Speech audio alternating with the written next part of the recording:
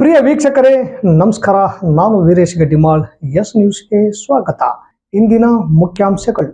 ಮತ್ತೆ ಸಿಂಧನೂರಿನ ಅಂಬೇಡ್ಕರ್ ವಸತಿ ನಿಲಯದ 13 ವಿದ್ಯಾರ್ಥಿನಿಯರು ಅಸ್ತವ್ಯಸ್ತ, ಆಸ್ಪತ್ರೆಗೆ ದಾಖಲು.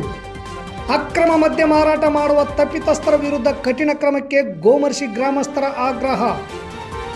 46ನೇ ಮುಖ್ಯ ಕಾಲುವೆ ಕುಸಿತ, ವೆಂಕಟರಾವ್ ನಾಡಗೌಡ ಭೇಟಿ, ಶೀಘ್ರ ಕಾಮಗಾರಿಯ ಆಗ್ರಹ. ಸ್ತನ್ಯಪಾನ ತಾಯಿ ಮಗುವಿನ ಮಮತೆಯ ಪ್ರತೀಕ, ಗೀತಾ ಹಿರೇಮಠ ಅಭಿಪ್ರಾಯ. TUCI ನೂತನ ಸಮಿತಿ ರಚನೆ, ಬಾಕಿ ವೇತನ, PF, ESI ಕಾರ್ಮಿಕರ ಕಾಯಂಗಾಗಿ ಹೋರಾಟಕ್ಕೆ ಕರೆ.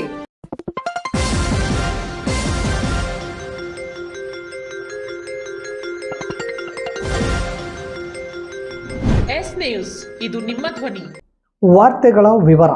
ಕಳೆದ ವಾರ ಮೊರಾರ್ಜಿ ದೇಸಾಯಿ ವಸತಿ ನಿಲಯದ ಮಕ್ಕಳು ಅಸ್ತವ್ಯಸ್ತದ ದುರ್ಘಟನೆ ಮಾಸುವ ಮುನ್ನವೇ ಇಂದು ಆಗಸ್ಟ್ 4 ಮಂಗಳವಾರದಂದು ಮತ್ತೆ ನಗರದ ಡಾಕ್ಟರ್ BR ಅಂಬೇಡ್ಕರ್ ಮೆಟ್ರಿಕ್ ಪೂರ್ವ ಬಾಲಕಿಯರ ವಿದ್ಯಾರ್ಥಿ ನಿಲಯದಲ್ಲಿ 13 ವಿದ್ಯಾರ್ಥಿನಿಯರು ಬೆಳಗಿನ ಉಪಹಾರ ಸೇವಿಸಿ ಅಸ್ತವ್ಯಸ್ತಗೊಂಡು ತಾಯಿ ಮಕ್ಕಳ ಆಸ್ಪತ್ರೆಯಲ್ಲಿ ದಾಖಲಾಗಿ ಚಿಕಿತ್ಸೆ ಪಡೆದ ಘಟನೆ ಜರುಗಿದೆ. ನಗರದ ಶಹರ್ ಪೊಲೀಸ್ ಠಾಣೆ ಎದುರುಗಡೆ ಇರುವ ಡಾಕ್ಟರ್ BR ಅಂಬೇಡ್ಕರ್ ಮೆಟ್ರಿಕ್ ಪೂರ್ವ ವಿದ್ಯಾರ್ಥಿನಿಯರ ವಸತಿ ನಿಲಯದ 13 ವಿದ್ಯಾರ್ಥಿಗಳು ಅಸ್ತವ್ಯಸ್ತರಾಗಿ ತಾಯಿ ಮಕ್ಕಳ ಆಸ್ಪತ್ರೆಯಲ್ಲಿ ಚಿಕಿತ್ಸೆ ಪಡೆದು ವಾಪಸ್ ವಸತಿ ನಿಲಯಕ್ಕೆ ಬಂದಿದ್ದಾರೆ. ಬೆಳಗ್ಗೆ ಚಪಾತಿ, ಅನ್ನ, ಸಾಂಬಾರು ಸೇವಿಸಿದ ಹಲವಾರು ಮಕ್ಕಳಲ್ಲಿ 13 ಮಕ್ಕಳು ಮಾತ್ರ ಹೊಟ್ಟೆ ನೋವು, ತಲೆ ಸುತ್ತು ಬಂದು ಅಸ್ತವ್ಯಸ್ತಗೊಂಡಿದ್ದರು. ತಕ್ಷಣ ಚಿಕಿತ್ಸೆ ಕೊಡಿಸಿದ ಬಳಿಕ ಗುಣಮುಖರಾಗಿದ್ದಾರೆ. ವಸತಿ ನಿಲಯದ ವಾರ್ಡನ್ ಶೋಭಾ ರಜೆಯಲ್ಲಿದ್ದಾರೆ. ನಾನೇ ನೋಡಿಕೊಳ್ಳುತ್ತಿದ್ದೇನೆ, ಅಡುಗೆಯವರ ಮೇಲೆ ಕ್ರಮ ತೆಗೆದುಕೊಳ್ಳುತ್ತೇನೆ, ತಂದಿರುವ ಅಕ್ಕಿಯಲ್ಲಿ ಏನಾದರೂ ಸಮಸ್ಯೆ ಇದ್ದರೆ ಬದಲಾಯಿಸುವೆ ಎಂದು ಪ್ರಭಾರಿ ತಾಲೂಕಾ ಅಧಿಕಾರಿ ನಟರಾಜ್ ಹೇಳಿದರು. ಒಟ್ಟಿನಲ್ಲಿ ವಸತಿ ನಿಲಯದ ಅಧಿಕಾರಿಗಳ ಮತ್ತು ಅಡುಗೆ ಮಾಡುವವರ ಹೊಂದಾಣಿಕೆ ಇಲ್ಲದ ಕಾರಣ ಹೀಗಾಗುತ್ತಿರಬಹುದು ಎಂದು ವಸತಿ ನಿಲಯದ ವಿದ್ಯಾರ್ಥಿನಿಯರು ತಿಳಿಸಿದರು. ಶಾಸಕರು ಈಗಾಗಲೇ ನಗರಸಭೆ ಸಭಾಂಗಣದಲ್ಲಿ ವಸತಿ ನಿಲಯಗಳ ಅಧಿಕಾರಿಗಳನ್ನು ಕರೆದು ಎಚ್ಚರಿಕೆ ಕೊಟ್ಟರೂ ಕೂಡ ಮತ್ತೆ ವಸತಿ ನಿಲಯಗಳ ಸಮಸ್ಯೆ ತಲೆದೂರುತ್ತಿದೆ. ಘಟನೆಯ ವಿಷಯ ತಿಳಿದು ಮಾಜಿ ಸಚಿವ ಹಾಗೂ KOF ರಾಜ್ಯಾಧ್ಯಕ್ಷರಾದ ವೆಂಕಟರಾವ್ ನಾಡಗೌಡ, ತಹಸೀಲ್ದಾರ್ ಅರುಣ್ಕುಮಾರ್ ದೇಸಾಯಿ ಭೇಟಿ ನೀಡಿ ವಿದ್ಯಾರ್ಥಿನಿಯರ ಆರೋಗ್ಯ ವಿಚಾರಿಸಿ ಸೂಕ್ತ ಚಿಕಿತ್ಸೆ ಕೊಡಲು ವೈದ್ಯರಿಗೆ ತಿಳಿಸಿದರು. ಚಿಕಿತ್ಸೆ ಪಡೆದು ವಿದ್ಯಾರ್ಥಿನಿಯರು ವಸತಿ ನಿಲಯಕ್ಕೆ ವಾಪಸ್ಸಾಗಿದ್ದಾರೆ. ತಾಲೂಕಿನ ಗೋಮರ್ಶಿ ಗ್ರಾಮದಲ್ಲಿ ಯಾರ ಭಯ ಇಲ್ಲದೆ ಅಕ್ರಮ ಮದ್ಯ ಮಾರಾಟ ರಾಜಾರೋಷವಾಗಿ ನಡೆಯುತ್ತಿದೆ. ಹಿರಿಯ ಮುಖಂಡರು, ಮಹಿಳೆಯರು, ಮಕ್ಕಳು ಮದ್ಯ ಮಾರಾಟದಿಂದ ತೀವ್ರ ಮುಜುಗರಕ್ಕೆ ಒಳಗಾಗಿದ್ದು, ಗ್ರಾಮದ ಸಾರ್ವಜನಿಕರು ಅಬಕಾರಿ ಇಲಾಖೆ ಅಧಿಕಾರಿಗಳಿಗೆ ಮಾಹಿತಿ ನೀಡಿ ದೂರು ನೀಡಿದ ಕಾರಣವಾಗಿ ಆಗಸ್ಟ್ 4 ಮಂಗಳವಾರದಂದು ಗೋಮರ್ಶಿ ಗ್ರಾಮಕ್ಕೆ ಭೇಟಿ ನೀಡಿದ ಅಧಿಕಾರಿಗಳು ಮದ್ಯ ಮಾರಾಟದ ಸ್ಥಳಗಳನ್ನು ಪರಿಶೀಲನೆ ನಡೆಸಿದರು ಎಂದು ಯುವ ಮುಖಂಡ ನಿರುಪಾದಿ ಗೋಮರ್ಶಿ ತಿಳಿಸಿದ್ದಾರೆ. ಗ್ರಾಮದ ವಿವಿಧ ಪ್ರದೇಶಗಳಲ್ಲಿ ಅಧಿಕಾರಿಗಳು ಪರಿಶೀಲನೆ ನಡೆಸಿ ಸ್ಥಳೀಯರಿಂದ ಮಾಹಿತಿ ಸಂಗ್ರಹಿಸಿದ್ದಾರೆ. ಅಕ್ರಮ ಮದ್ಯ ಮಾರಾಟಕ್ಕೆ ಸಂಬಂಧಿಸಿದಂತೆ ಸಮಗ್ರ ತನಿಖೆ ನಡೆಸಿ ತಪ್ಪಿತಸ್ಥರ ವಿರುದ್ಧ ಕಾನೂನುಬದ್ಧವಾಗಿ ಕ್ರಮ ಕೈಗೊಳ್ಳುವುದಾಗಿ ಅಧಿಕಾರಿಗಳು ಭರವಸೆ ನೀಡಿದ್ದಾರೆ.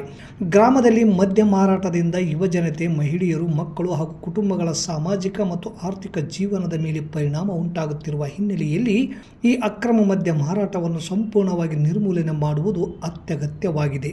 ಅಬಕಾರಿ ಇಲಾಖೆ ಅಧಿಕಾರಿಗಳು ಭೇಟಿ ನೀಡಿ ತೀರಾ ಅನುಮಾನಾಸ್ಪದವಾಗಿ ಕಂಡ ಡಬ್ಬಿ ಅಂಗಡಿಗಳು, ಹೋಟೆಲ್, ಕಿರಾಣಿ ಅಂಗಡಿಗಳನ್ನು ಪರಿಶೀಲನೆ ನಡೆಸಿದರು. ಗ್ರಾಮದ ಬಸವರಾಜ್ ತಂದೆ ಸಿದ್ದಪ್ಪ ಅನ್ನುವ ವ್ಯಕ್ತಿ ಅಬಕಾರಿ ಕಾಯ್ದೆಯನ್ನು ಉಲ್ಲಂಘನೆ ಮಾಡಿದ್ದು ಕಂಡು ಬಂದಿದ್ದು, ಆತನ ಮೇಲೆ ಅಬಕಾರಿ ಇಲಾಖೆ ಅಧಿಕಾರಿಗಳು ಅಕ್ರಮ ಮದ್ಯ ಮಾರಾಟದ ಪ್ರಕರಣ ದಾಖಲಿಸಿಕೊಂಡಿದ್ದು ಬೆಳಕಿಗೆ ಬಂದಿದೆ. ಅಬಕಾರಿ ಇಲಾಖೆ ನಿರಂತರ ದಾಳಿ ನಡೆಸಿ ಅಕ್ರಮ ಮದ್ಯ ಮಾರಾಟದಲ್ಲಿ ತೊಡಗಿರುವವರ ವಿರುದ್ಧ ಯಾವುದೇ ಒತ್ತಡಕ್ಕೆ ಮಣಿಯದೆ ಕಠಿಣ ಕಾನೂನು ಕ್ರಮ ಜರುಗಿಸಬೇಕು. ಅಧಿಕಾರಿಗಳ ಈ ಪರಿಶೀಲನೆ ಕೇವಲ ಔಪಚಾರಿಕತೆಯಾಗದೆ ಶಾಶ್ವತ ಪರಿಹಾರಕ್ಕೆ ದಾರಿ ಮಾಡಿಕೊಡಬೇಕು. ಗ್ರಾಮದಲ್ಲಿ ಮತ್ತೆ ಅಕ್ರಮ ಮದ್ಯ ಮಾರಾಟ ಮಾಡದಂತೆ ಕಟ್ಟುನಿಟ್ಟಿನ ಆದೇಶ ಮಾಡಿ ನಿಗಾ ವಹಿಸಿ ಸಾರ್ವಜನಿಕರಿಗೆ ಸುರಕ್ಷಿತ ಮತ್ತು ಆರೋಗ್ಯಕರ ವಾತಾವರಣವನ್ನು ಕಲ್ಪಿಸಿಕೊಡಬೇಕು ಎಂದು ಗ್ರಾಮದ ಸಾರ್ವಜನಿಕರು ಆಗ್ರಹಿಸಿದರು. ನಾಚಿಕೆ ಆಗಬೇಕು ತಂಗಡಿಗರ, ನಿಮಗೆ ಈ ಜನ ನಿಮ್ಮನ್ನ ಆಯ್ಕೆ ಮಾಡಿ ಕಳಿಸಿದ್ದಾರೆ. ನನಗೆ ಇಲ್ಲೇ ಮಾಹಿತಿ ಕೊಡ್ತಾರೆ ಈ ಗ್ರಾಮದವರು. ಅವರು ನೀವು ಯಾವುದೋ ಒಂದು ಕಾಮಗಾರಿ ಪೂಜೆಗೆ ಬಂದಾಗ ಇದ್ರ ಬಗ್ಗೆ ನಿಮಗೆ ಹೇಳಿದ್ರೆ ನಿರ್ಲಕ್ಷ್ಯ ಮಾಡಿ ಹೋಗಿದ್ದೀರಿ ಅಂತಕ್ಕಂತ ಮಾತುಗಳನ್ನ ಮೈಲಾಪುರ್ನವ್ರು ಹೇಳ್ತಾರೆ. ಅಂದ್ರೆ ನಿಮಗೆ ರೈತರು ಬಹಳ ಹಗುರವಾಗಿ ಕಂಡಿದ್ದೀವಿ. ಇದನ್ನ ನೀವು 3-4 ದಿನದಲ್ಲಿ ರಿಪೇರಿ ಮಾಡಿ ನೀರು ಬಿಡದೇ ಇದ್ರೆ ಉಗ್ರವಾದ ಹೋರಾಟವನ್ನ ನಾವು ಇಲ್ಲೇ ಮಾಡ್ತೀವಿ ಕಾಲುವೆ ಮೇಲೆ. ಕಾರಟಗಿ ತಾಲೂಕಿನ ಮೈಲಾಪುರ ಹಾಗೂ ಸಿಂಧನೂರು ತಾಲೂಕಿನ ದುರ್ಗಾ ಕ್ಯಾಂಪ್ ನಡುವೆ ಬರುವ 46ನೇ ಮುಖ್ಯ ಕಾಲುವೆ ಕುಸಿದಿರುವ ಸ್ಥಳಕ್ಕೆ ಆಗಸ್ಟ್ 4 ಮಂಗಳವಾರದಂದು ಮಾಜಿ ಸಚಿವರು ಹಾಗೂ ಕೆಒಎಫ್ ರಾಜ್ಯಾಧ್ಯಕ್ಷರಾದ ವೆಂಕಟರಾವ್ ನಾಡಗೌಡ ಭೇಟಿ ನೀಡಿ ಸ್ಥಳ ಪರಿಶೀಲನೆ ನಡೆಸಿ ಅಧಿಕಾರಿಗಳ ಜೊತೆಗೆ ಚರ್ಚಿಸಿ 3-4 ದಿನದೊಳಗಾಗಿ ಕಾಮಗಾರಿ ಪೂರ್ಣಗೊಳಿಸದಿದ್ದರೆ ಕುಸಿದಿರುವ ಕಾಲುವೆ ಸ್ಥಳದಲ್ಲಿಯೇ ರೈತರ ಜೊತೆಗೂಡಿ ಉಗ್ರ ಹೋರಾಟ ಹಾಗೂ ಧರಣಿ ನಡೆಸಲಾಗುವುದು ಎಂದು ಎಚ್ಚರಿಕೆ ನೀಡಿದರು. ಈ ಕಾಲುವೆ ಕುಸಿದು ಸುಮಾರು ದಿನಗಳೇ ಕಳೆದು ಹೋಗಿವೆ. ಇದನ್ನು ರಿಪೇರಿ ಮಾಡದೆ ಇಷ್ಟು ದಿನಗಳ ಕಾಲಹರಣ ಮಾಡಿದ್ದೀರಲ್ಲ. ರೈತರ ಬಗ್ಗೆ ನಿಮಗೆಷ್ಟು ಕಾಳಜಿ ಇದೆ ಎಂಬುದು ನಿಮ್ಮ ನಿರ್ಲಕ್ಷ್ಯತನದಿಂದ ಗೊತ್ತಾಗುತ್ತಿದೆ. ನೀವು ಅಧಿಕಾರಿಗಳು ಹೀಗೆ ಇದ್ದಿರಿ, ನಿಮ್ಮ ನಾಳುವ ಸರ್ಕಾರವೂ ಕೂಡ ಗಾಢವಾದ ನಿದ್ರೆಗೆ ಜಾರಿದೆ. ರೈತರ ಹಿತಾಸಕ್ತಿಗೆ ಯಾವುದೇ ಧಕ್ಕೆಯಾಗದಂತೆ ಈ ಕಾಲುವೆ ದುರಸ್ತಿ ಕಾಮಗಾರಿಯನ್ನು ಶೀಘ್ರವಾಗಿ ಪೂರ್ಣಗೊಳಿಸಿ ಬೆಳೆಗಳಿಗೆ ನೀರು ಪೂರೈಕೆ ಆಗುವಂತೆ ಅಗತ್ಯ ಕ್ರಮಗಳನ್ನು ತಕ್ಷಣ ಕೈಗೊಳ್ಳಬೇಕು ಎಂದು ನಾಡಗೌಡರು ಅಧಿಕಾರಿಗಳಿಗೆ ಹಾಗೂ ಸರ್ಕಾರಕ್ಕೆ ಆಗ್ರಹಿಸಿದರು. ಈ ವೇಳೆ ಜೆಡಿಎಸ್ ಪಕ್ಷದ ಪದಾಧಿಕಾರಿಗಳು, ಮುಖಂಡರು ಹಾಗೂ ರೈತರು ಇದ್ದರು. ಇದನ್ನ ಅರ್ಥ ಮಾಡ್ಕೊಳ್ಳಿ. 6 ತಿಂಗಳಾದರೂ ನಿಮಗೆ ಟೆಂಡರ್ ಕರೆದು ಕೆಲಸ ಮಾಡಿಸಕ್ ಯೋಗ್ಯತೆ ಇಲ್ಲ ಸರ್ಕಾರಕ್ಕೆ. ಇವತ್ತು ನೀವು ನೀರು ಬಿಡುವ ಸಮಯದಲ್ಲಿ ರಿಪೇರಿ ಬಗ್ಗೆ, ಟೆಂಡರ್ ಬಗ್ಗೆ ಮಾತಾಡ್ತೀರಿ. ಇದು ಸರಿ ಹೋಗ್ಲಿಲ್ಲ ಅಂದ್ರೆ ರೈತರ ಬದುಕು ಹೆಂಗೆ? ಇದಕ್ಕೆ ನಾನು ಒತ್ತಾಯ ಮಾಡ್ತೇನೆ. ನೀವು ಬೆಂಗಳೂರನ್ನ ಬಿಟ್ಟು ನಾಳೆ ಇಲ್ಲಿ ಬಂದು ಈ ಸ್ಪಾಟ್ ನಲ್ಲಿ ನಿಂತು ನೋಡಿ, ಜವಾಬ್ದಾರಿಯಿಂದ ಈ ಕೆಲಸ ಮಾಡದೇ ಇದ್ರೆ ನಿಮ್ಮ ವಿರುದ್ಧನೇ ಹೋರಾಟ ಮಾಡಬೇಕಾದ ಅನಿವಾರ್ಯತೆ ಬರ್ತದೆ. ದಯವಿಟ್ಟು ನಾನು ಎಚ್ಚರಿಕೆಯನ್ನ ಕೊಡ್ತೇನೆ ನಿಮಗೆ. ನೀವು ಬಂದು ಇದನ್ನ ರಿಪೇರಿ ಮಾಡಿಸ್ರಿ. ನಿಮ್ಮ ಅಧಿಕಾರಿಗಳು ಡೇ ಅಂಡ್ ನೈಟ್ ಮಾಡಬೇಕಾಗ್ತತೆ. ಮಳೆ ಇಲ್ಲ ಇಲ್ಲಿ. ಈಗ ನೀವು ನೀರು ಬಿಟ್ರೆ ಮೇಲ್ ಭಾಗದಲ್ಲಿ ಹಚ್ಚಿಕೊಂಡು ಕೆಳಭಾಗದವರಿಗೆ ನೀರು ಮುಟ್ಟಬೇಕಾದ್ರೆ ತಿಂಗಳಾನ್ಗಟ್ಲೆ ಆಗ್ತದೆ. ಸಸಿ ನೀವು ರೈತರು ಅಂತ ನಾನೇನ್ ತಿಳ್ಕೊಂಡಿಲ್ಲ. ನಿಮಗೆ ಗೊತ್ತಾಗಬೇಕಲ್ಲ. ಈಗ ಮಳೆ ಬಂದು ಹಸಿ ಇತ್ತ ಅಂದ್ರೆ ನಾಟಿ ಜಲ್ದಿ ಆಗ್ತದೆ, ಮುಂದೆ ಹೋಗ್ತಾವ ನೀರು. ಇಲ್ದಿದ್ರೆ ಕೆಳಭಾಗದ ರೈತ ಯಾವಾಗ ಸಿಗಬೇಕಿದ್? ಇದನ್ನೆಲ್ಲ ನೀವು ಅರ್ಥ ಮಾಡ್ಕೋಬೇಕು, ರೈತರ ಬದುಕು ಹೆಂಗೈತೆ ಅಂತ. ಅದಕ್ಕೆ ನಾನು ವಿನಂತಿ ಮಾಡ್ತೇನೆ ನಿಮಗೆ, ನೀವು ನಿಮ್ಮ ಅಧಿಕಾರಿಗಳು ಹೇಳಿದಂಗೆ 15 ದಿನ ಇದಕ್ಕೇನಾದ್ರೂ ರಿಪೇರಿ ತಗೊಂಡ್ರೆ ನಾವು ಬೆಳೆ, ಎರಡನೇ ಬೆಳೆ, ಈ ಮೊದಲನೇ ಬೆಳೆನೂ ಕೂಡ ಕಳ್ಕೋಬೇಕಾಗ್ತದೆ. ಅದಕ್ಕೆ ಸರ್ಕಾರ ಎಚ್ಚೆತ್ತುಕೊಂಡು ಇದನ್ನು ಕೂಡಲೇ ರಿಪೇರಿ ಮಾಡಿ ರೈತರ ಜೊತೆಗೆ ಚೆಲ್ಲಾಟ ಆಡೋದನ್ನು ನಿಲ್ಲಿಸಿ ರಿಪೇರಿ ಮಾಡಬೇಕು ಅಂತೇಳಿ ಒತ್ತಾಯ ಮಾಡ್ತೇನೆ. ಸ್ತನ್ಯಪಾನವು ತಾಯಿ ಮತ್ತು ಮಗುವಿನ ಬಾಂಧವ್ಯ ಹೆಚ್ಚಿಸುವ ಒಂದು ಮಮತೆಯ ಪ್ರತೀಕವಾಗಿದೆ. ಮಗು ಜನಿಸಿದ ಅರ್ಧ ಗಂಟೆಯೊಳಗೆ ತಾಯಿ ಹಾಲು ಕುಡಿಸಲು ಪ್ರಾರಂಭಿಸಬೇಕು. ತಾಯಿಯ ಮೊದಲ ಗಿಣ್ಣು ಹಾಲು ಉಣಿಸುವುದರಿಂದ ಮಕ್ಕಳಲ್ಲಿ ರೋಗ ನಿರೋಧಕ ಶಕ್ತಿ ಬೆಳೆಯುತ್ತದೆ. ತಾಯಿ ಮಗುವನ್ನು ಬೇರೆಯಾಗಿ ಮಲಗಿಸಬಾರದು ಎಂದು ತಾಲೂಕು ಕ್ಷೇತ್ರ ಆರೋಗ್ಯ ಶಿಕ್ಷಣಾಧಿಕಾರಿ ಗೀತಾ ಹಿರೇಮಠ ಹೇಳಿದರು. ಜಿಲ್ಲಾಡಳಿತ, ಜಿಲ್ಲಾ ಪಂಚಾಯತ್, ಜಿಲ್ಲಾ ಆರೋಗ್ಯ ಮತ್ತು ಕುಟುಂಬ ಕಲ್ಯಾಣ ಇಲಾಖೆ ರಾಯಚೂರು, ತಾಲೂಕು ಆರೋಗ್ಯ ಅಧಿಕಾರಿಗಳ ಕಾರ್ಯಾಲಯ ಹಾಗೂ ಮಕ್ಕಳ ಮತ್ತು ಶಿಶು ಅಭಿವೃದ್ಧಿ ಇಲಾಖೆ ಪ್ರಾಥಮಿಕ ಆರೋಗ್ಯ ಕೇಂದ್ರ ಬಾದರ್ಲಿ ಇವರ ಸಂಯುಕ್ತಾಶ್ರಯದಲ್ಲಿ ಬಾದರ್ಲಿ ಪ್ರಾಥಮಿಕ ಆರೋಗ್ಯ ಕೇಂದ್ರದ ವ್ಯಾಪ್ತಿಗೆ ಬರುವ ಬೆಳಗುರ್ಕಿ ಗ್ರಾಮದ ಅಂಗನವಾಡಿ ಕೇಂದ್ರದಲ್ಲಿ ದೀಪ ಬೆಳಗಿಸುವ ಮೂಲಕ ಕಾರ್ಯಕ್ರಮವನ್ನು ಉದ್ಘಾಟಿಸಿ ಮಾತನಾಡಿದ ಅವರು, ಮೊದಲ 3 ದಿನ ಬಾಣಂತಿ ಮಗು ಅತ್ತಾಗಲೆಲ್ಲ ಹಾಲುಣಿಸಲು ಪ್ರೇರೇಪಿಸುವುದು. ಮಗು ತಾಯಿ ಎದೆಭಾಗವನ್ನು ಚೀಪಿದಾಗ ಆಕ್ಸಿಟೋಸಿನ್ ಬಿಡುಗಡೆಯಾಗಿ ತಾಯಿ ಗರ್ಭಕೋಶ ತಾನಾಗಿಯೇ ಕುಗ್ಗುವುದಲ್ಲದೆ ಬಾಣಂತಿಯರ ರಕ್ತಸ್ರಾವ ಕಡಿಮೆಯಾಗುತ್ತದೆ. ಆದ ಕಾರಣ ತಾಯಿ ಆರೋಗ್ಯವೂ ಕೂಡ ಸುಧಾರಣೆ ಆಗುತ್ತದೆ. ಅತಿಯಾದ ರಕ್ತಸ್ರಾವದಿಂದ ಬಾಣಂತಿಯರ ಮರಣದ ಪ್ರಮಾಣವೂ ಸಹ ಕುಗ್ಗುತ್ತದೆ. ಸ್ತನ್ಯಪಾನ ಮಾಡುವುದರಿಂದ 22% ಮಕ್ಕಳ ಸಂಖ್ಯೆ ಕಡಿಮೆ ಮಾಡಬಹುದು. ಮಗುವನ್ನು ತಾಯಿಯ ಅತಿ ಸಮೀಪದಲ್ಲಿ ಮಲಗಿಸಬೇಕು.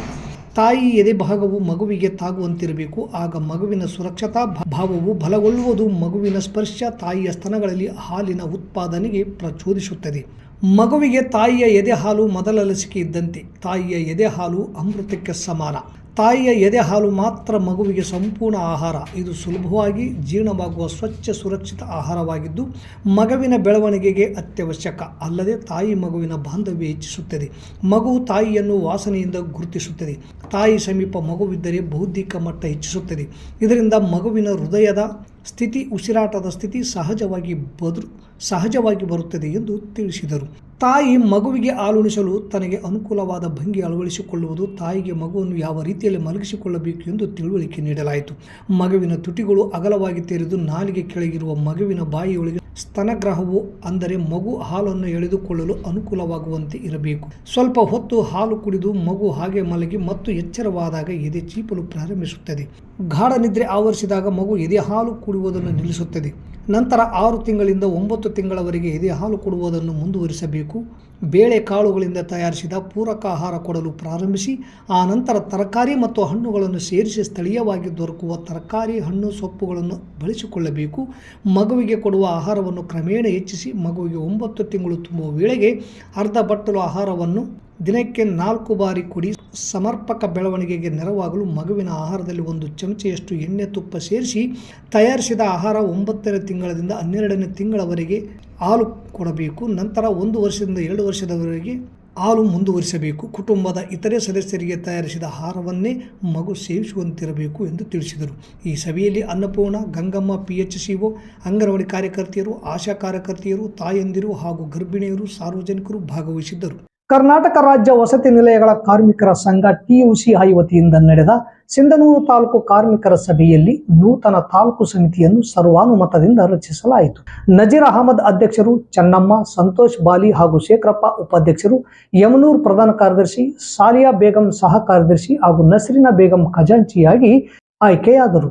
ಷಣ್ಮುಖಪ್ಪ, ಪದ್ದಮ್ಮ, ಅಂಬಮ್ಮ ಹಾಗೂ ಅನ್ನಮ್ಮ ಅವರನ್ನು ಕಾರ್ಯಕಾರಿ ಸಮಿತಿ ಸದಸ್ಯರನ್ನಾಗಿ ಆಯ್ಕೆ ಮಾಡಲಾಯಿತು.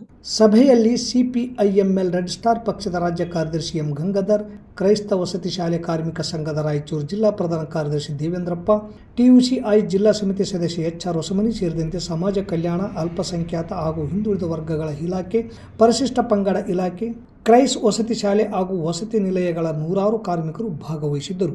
ಸಭೆಯನ್ನು ಉದ್ದೇಶಿಸಿ ಮಾತನಾಡಿದ ಎಂ ಗಂಗಾಧರ್, ಕಾರ್ಮಿಕರಿಗೆ ಬಾಕಿ ಉಳಿದಿರುವ ವೇತನವನ್ನು ಕೂಡಲೇ ಪಾವತಿಸಬೇಕು.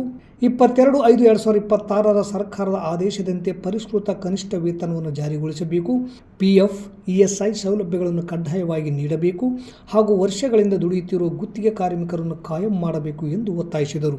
ಕಾರ್ಮಿಕರ ನ್ಯಾಯಯುತ ಬೇಡಿಕೆಗಳನ್ನು ಸರ್ಕಾರ ಕೂಡಲೇ ಈಡೇರಿಸದಿದ್ದರೆ ನೂತನ TUCI ತಾಲೂಕು ಸಮಿತಿಯ ನೇತೃತ್ವದಲ್ಲಿ ಎಲ್ಲ ವಸತಿ ನಿಲಯ ಹಾಗೂ ವಸತಿ ಶಾಲೆಗಳ ಕಾರ್ಮಿಕರನ್ನು ಸಂಘಟಿಸಿ ಹಂತ ಹಂತವಾಗಿ ಪ್ರಬಲ ಹೋರಾಟ ರೂಪಿಸಲಾಗುವುದು ಎಂದು ಎಚ್ಚರಿಸಿದರು. CPIM ರೆಡ್ ಸ್ಟಾರ್ 13ನೇ ಮಹಾ ಅಧಿವೇಶನ ಯಶಸ್ವಿಗೊಳಿಸಲು ಕರೆ. ಈ ಸಂದರ್ಭದಲ್ಲಿ CPIM ರೆಡ್ ಸ್ಟಾರ್ ಪಕ್ಷದ 13ನೇ ಮಹಾ ಅಧಿವೇಶನವು ಸೆಪ್ಟೆಂಬರ್ 16ರಿಂದ 20ರವರೆಗೆ 2026ರಲ್ಲಿ ರಾಯಚೂರಿನಲ್ಲಿ ನಡೆಯಲಿರುವ ಹಿನ್ನೆಲೆಯಲ್ಲಿ ಮಹಾ ಅಧಿವೇಶನದ ಕರಪತ್ರಗಳನ್ನು ವಿತರಿಸಿ ಪ್ರಚಾರ ಕಾರ್ಯ ನಡೆಸಲು, ನಿಧಿ ಸಂಗ್ರಹಿಸಲು ಹಾಗೂ ಹೆಚ್ಚಿನ ಸಂಖ್ಯೆಯಲ್ಲಿ ಭಾಗವಹಿಸಿ ಮಹಾ ಅಧಿವೇಶನವನ್ನು ಯಶಸ್ವಿಗೊಳಿಸಲು ಕಾರ್ಮಿಕರಿಗೆ ಕರೆ ನೀಡಲಾಯಿತು. ಇಲ್ಲಿಗೆ ವಾರ್ತಾ ಪ್ರಸಾರ ಮುಕ್ತಾಯವಾಯಿತು. ನಿರಂತರ ಸುದ್ದಿಗಾಗಿ ವೀಕ್ಷಿಸಿ ಎಸ್ ನ್ಯೂಸ್. ಇದು ನಿಮ್ಮ ಧ್ವನಿ. ನಮಸ್ಕಾರ.